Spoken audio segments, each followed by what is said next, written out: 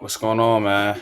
Tweb back at it, man. Y'all know what it is. Another video. This time we got a biographical presentation, man. I'm doing Madam C.J. Walker. Let's get into it. So, like I previously said, it's going to be a biographical presentation on Madam C.J. Walker by the one and only T Webb. And you see the hashtag in the corner, man, from poverty to wealth. So Walker was born as Sarah Breed, actually, and then later on she became Madam C.J. Walker. But she was born on December 23rd, 1867, on a plantation in Louisiana. She was one of six children, and she was actually the first child to not be born into slavery. But her family got into sharecropping after the Civil War.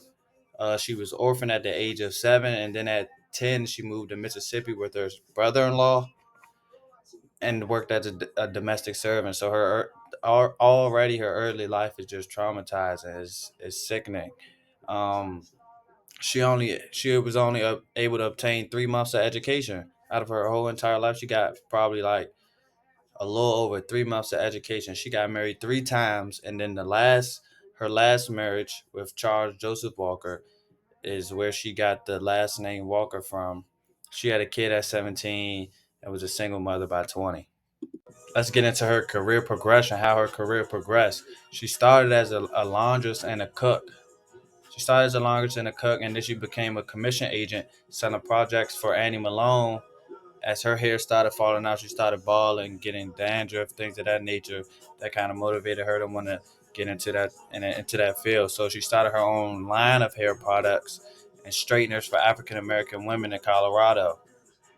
Not African women in Colorado, but she started that line in Colorado for clarification. My bad. She also built a factory for a manufacturing company and opened that in Indiana. So you can see that she moved around a lot, and of course, in the corner is from poverty to wealth.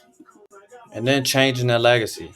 Let's really get into how Madam C.J. Walker, a little girl who was born into an enslaved family and was orphaned at 7 years old with 3 months of education, how she changed the legacy.